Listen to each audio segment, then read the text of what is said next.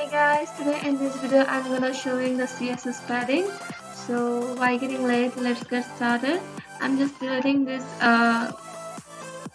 terms. We don't need this. It's not looking this way.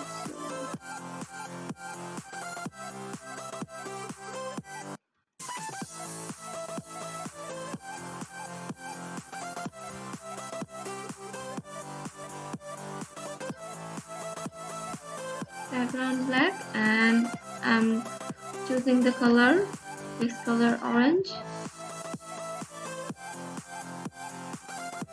It looks good enough. And if I give a padding here,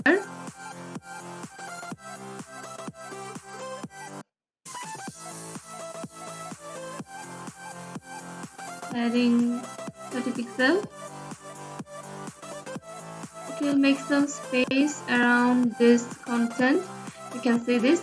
If I do this padding for just left side, you can see it's giving space from left. If I just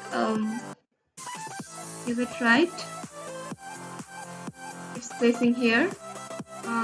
Just giving it 50 pixels. You can understand them. There's margin top, padding top.